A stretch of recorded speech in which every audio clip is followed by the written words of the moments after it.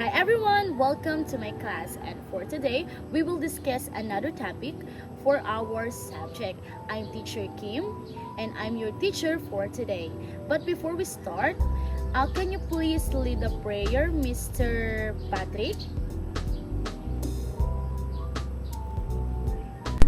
Let's pray.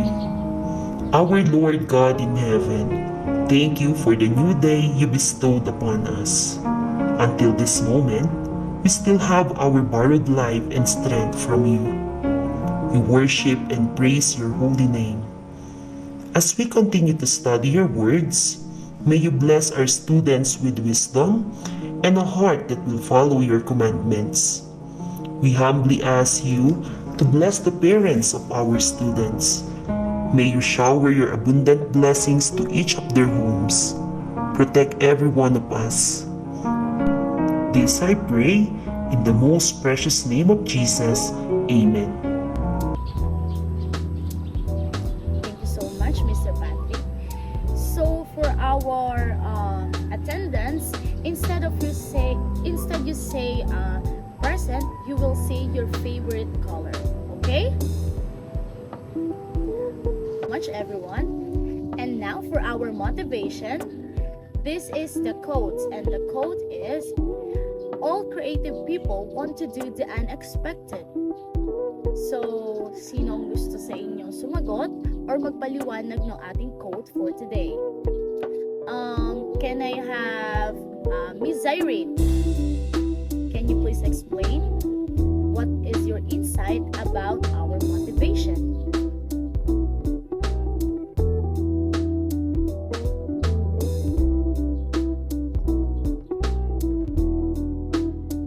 Thank you so much, Miss Irene. What a nice insight about the motivation. Okay? And Miss Kim has a classroom rules. So itong rules na to ay kailangan natin i-apply para naman mas maging maayos ang ating discussion. Okay? Number 1 rule ni teacher is respect each other. Ire-respeto ko kayo if may gusto kayong itanong or may gusto kayong sabihin sa akin, and ganun din kayo sa akin as your teacher for today. And next naman is when someone else is talking, you need to listen, okay? Para ma-observe natin kung ano yung gusto nilang sabihin. Another one is raise your hand if you want to answer or you have a concern. Okay? Tataas ang kamay para mas maintindihan ko kung sino yung gustong sumagot. Okay? Don't answer in chorus. And next one is be active. Kailangan dito sa klase ko is may sasagot. Pag nagtanong si teacher, sasagutin nyo yung tanong ko. Okay? And participate in all activities. Okay, gets? Okay, thank you so much.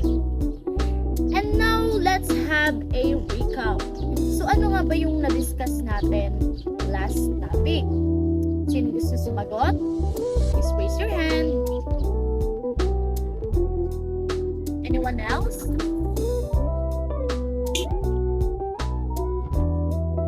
Oh, okay.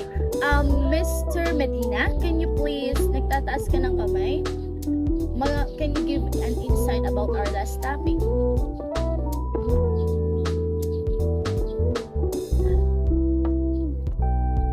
Thank you so much, Mr. Medina. What a good answer. So, sino pa? Sino pa yung gustong sumagot about dun sa ating napag-aralan last time kung may natatandaan pa kayo? Okay, Mr. JC Barameda.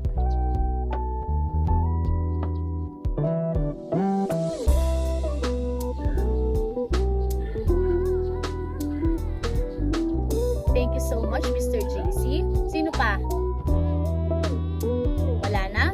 Okay, let's now move on for our activity for today. Alam ko naman na familiar kayo sa activity na to. And this is guess the word. Okay? Okay. Next picture. Sinong may alam?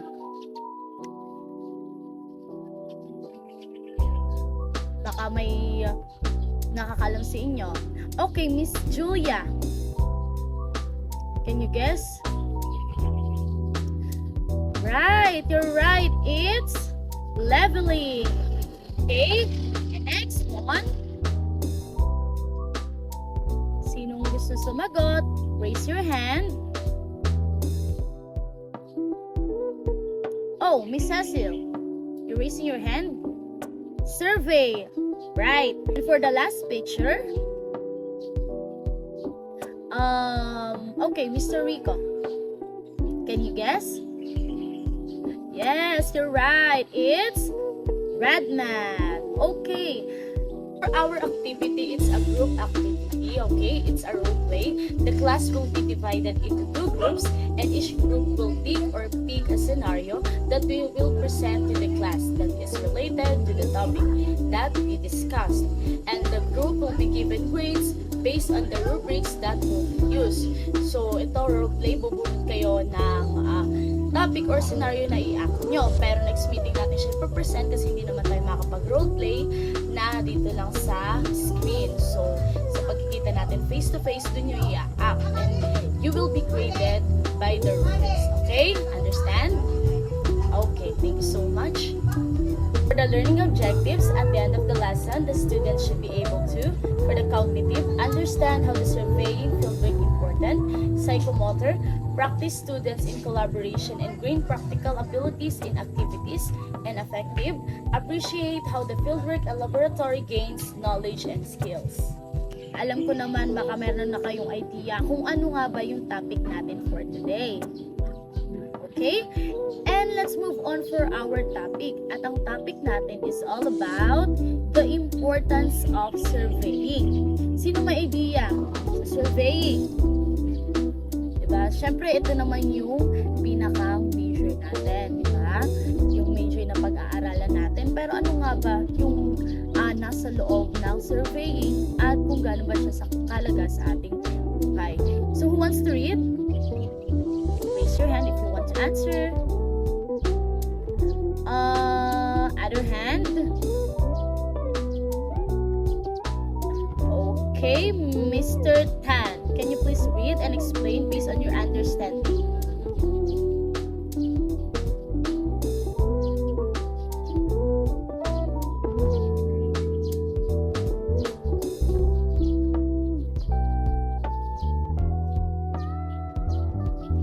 Thank you so much, Mr. Tan. So, surveying, ito yung isa sa mga pinakamahalaga lalo na sa mga engineering or sa civil engineering. Kasi nakalagay dyan, naka-indicate siya kapag ikaw ay isang civil engineering, ang kailangan mo muna is magsukat ka muna ng lupa na pagtatayuan mo ng mga establishmento. Kasi hindi ka pwede magtayo basta-basta dyan kasi kailangan ng pinakamahalaga sa surveying is magkaroon ka muna ng permit. And meron nga pala tayong 2 types of surveying. Sinong gustong bumasa? At syempre ay magpapaliwanag lang ng kahit kauntian lang base sa kanyang naintindihan. I want other hand.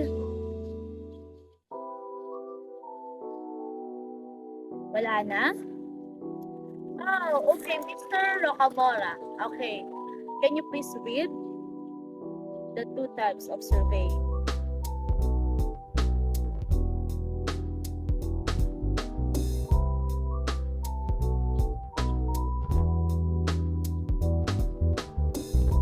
Thank you so much, Mr.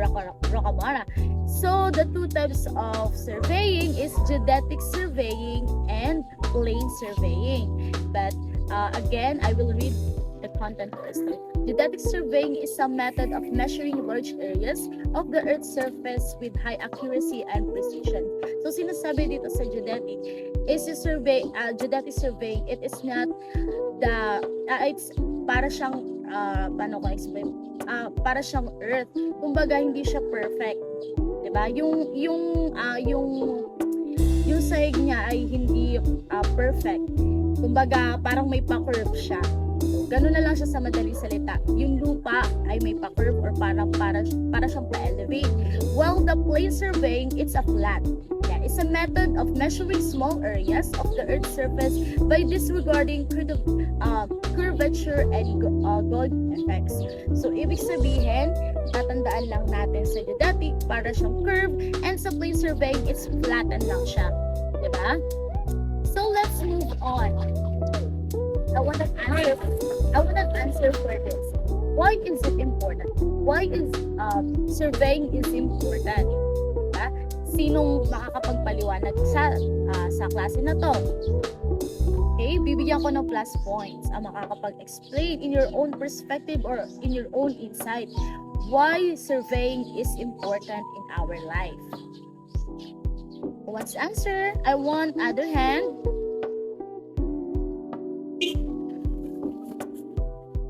Okay, Miss Segi, can you please answer?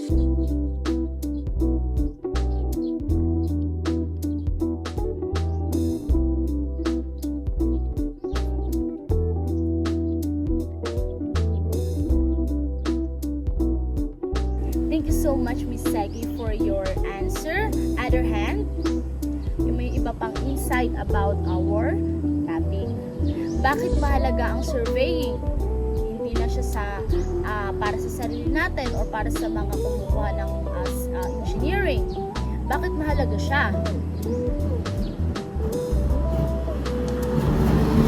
Okay, other hand. Okay, Mr. Tampor, can you please explain bakit mahalaga ang surveying?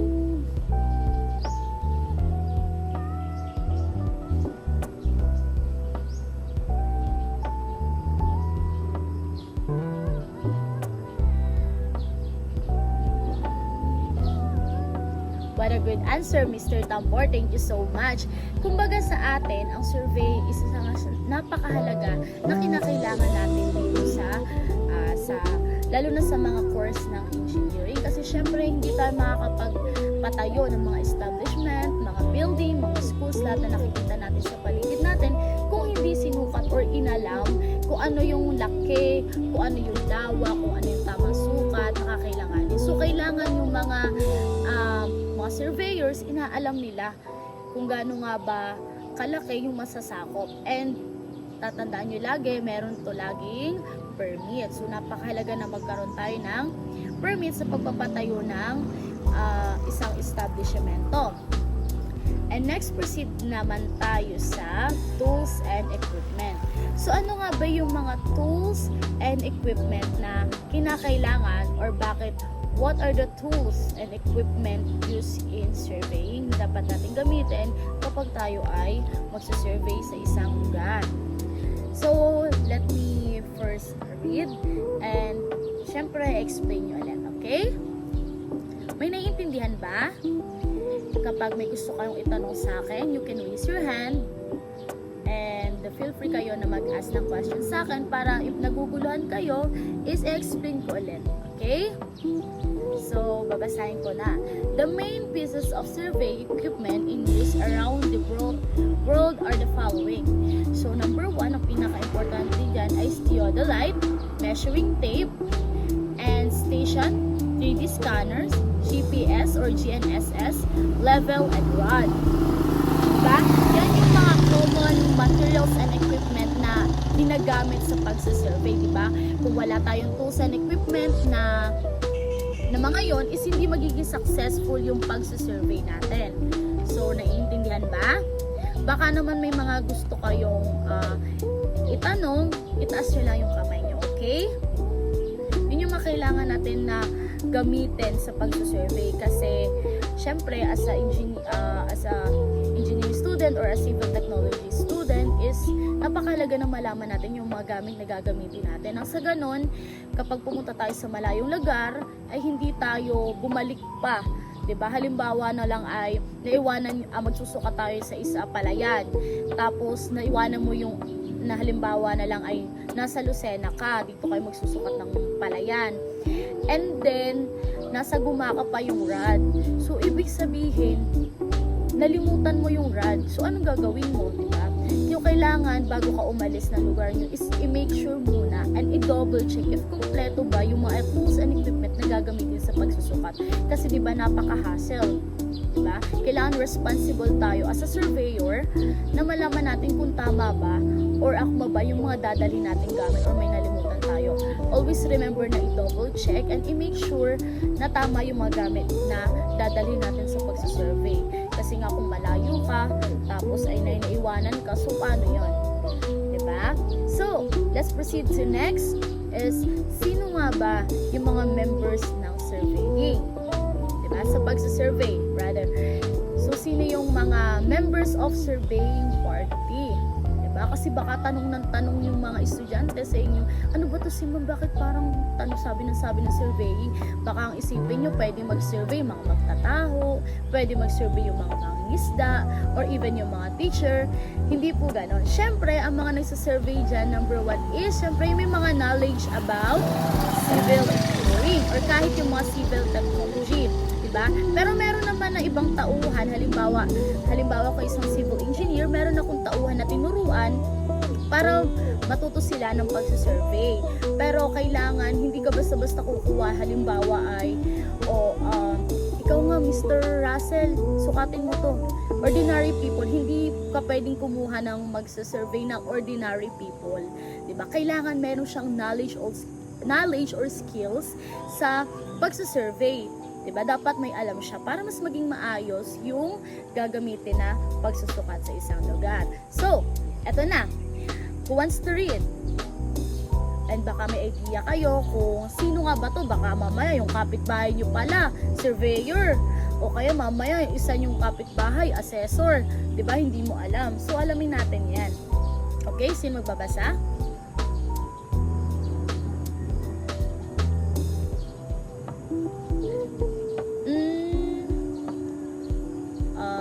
On other hand, yung mga hindi pa sumasagot, wala kayong grades. Sige kayo. May plus points to at may pa-prize ako later on. Okay? Sino gusto sumagot? Walang tumataas. Magtatawag na lang ako. Okay, Mr. Ray. Nagtaas si Mr. Ray. Pakibasa and paki-explain.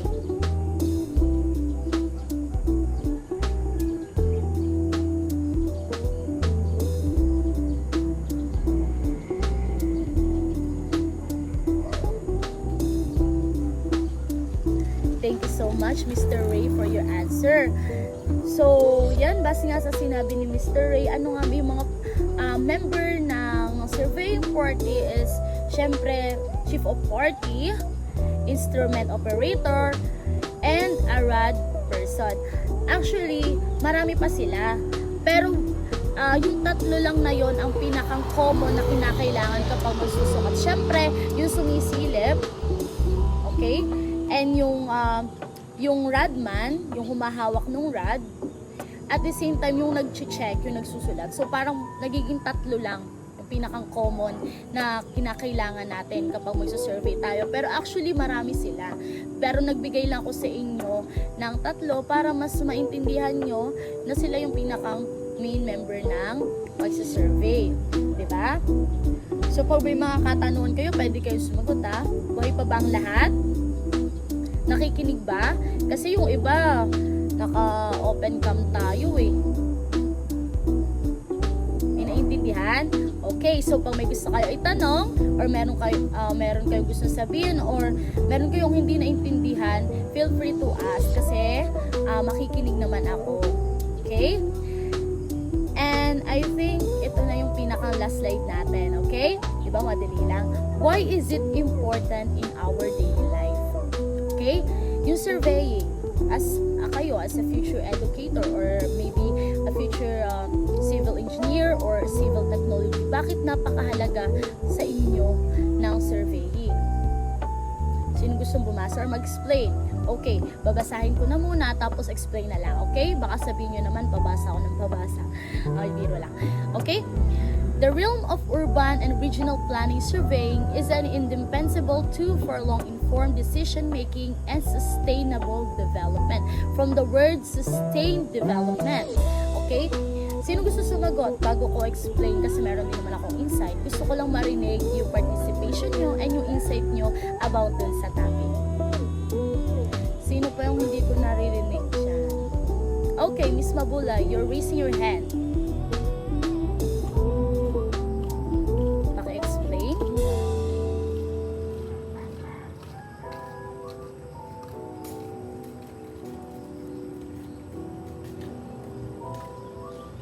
Okay, thank you so much, Miss Mabulay, for your answer. Other hand, sino pang gusto sumagot?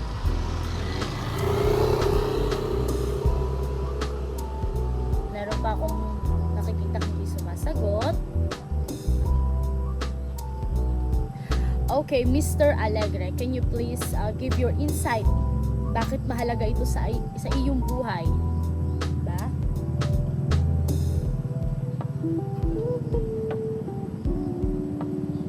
Thank you so much, Mr. Alegre. And for my insight, bakit mahalaga to? Kasi hindi lang to nade-develop sa ating hindi lang to nade-develop sa ating sarili. Siyempre, meron din tayo growth for the growth or development of our country, development of our school, development of ourselves, development of our industry, and especially our economy and education, syempre as well. So, ibig sabihin, yung surveying is hindi lang natin siyang magagamit. Kasi as an ordinary people, yung mga ordinary people, hindi nila basta-basta magagawa yan. Kasi nga, kailangan mo ng knowledge and skills. Palagi ko sinasabi na kailangan yung mga bagay na gagawin natin is alam natin. Nang sa gayon, pagdating ng panahon na halimbawa ay naging hindi ka man napunta sa track mo, for example, hindi ka man naging civil engineer or hindi ka man naging civil technology or whatsoever, halimbawa bigla ka nag-business, at least yung nag-aaral ka, may naging what do you call this? Meron ka naging background or may naging experience ka pagdating sa surveying kung bakit siya mahalaga sa buhay natin, kasi nakakatulong siya. Lalo na ngayon, meron tayong new technology. Diba? Sa new technology natin, napakarami na nag-expand. So, napaka-limited lang nung may mga knowledge sa ganon. Pero, the more kasi na marami kang alam sa pagsusurvey, kasi the more na mas mapifeel mo na kahit hindi na ako tumawag na surveyor kasi kaya ko naman, 'di ba? Pero iba pa din talaga pag may knowledge and skills ka at syempre naman meron ka pa ding naiaambag sa ating buhay. Kasi kapag magaling ka at may skills ka, pwede kang padala sa ibang bansa. So madadevelop yung sarili mo. Okay, nagigets ba? And ito rin is nagsisilbi rin sa iyo na para sa hindi lang sa grades, syempre extra income, 'di ba? Kapag halimbawa pinatawag ka, marunong ka mag-survey, ng kapitbahay mo, uy, pag-survey mo ako na ito, hindi ko kasi alam kung anong tamang sukat ng lupa namin. Eh, maalam ka kasi nga may experience ka, may skills ka, may knowledge ka. So, syempre, dagdag kita, magkakapera ka. Diba? And now, let's proceed for the quiz. So, ipag-flash ko na lang dyan yung quiz and sagutan nyo. Then, after the discussion, ipasa nyo na lang sa akin yung quiz natin. Okay?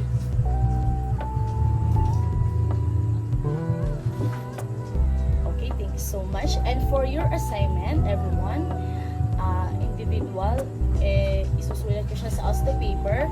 Draw a symbol that describes the importance of elementary surveying in our lives. So, kailangan maging creative kayo dahil dyan sa assignment natin, meron tayong criteria. Okay? So, yun. Gusto ko lang magpasalamat sa pakikinig nyo. Thank you so much again for your listening and for your participation, lalo na sa mga sumagot. Don't worry, i-message ko na lang kayo para sa inyong prize. Okay? See you next time, guys. Again, I'm Teacher Kim. And thank you so much and have a good day.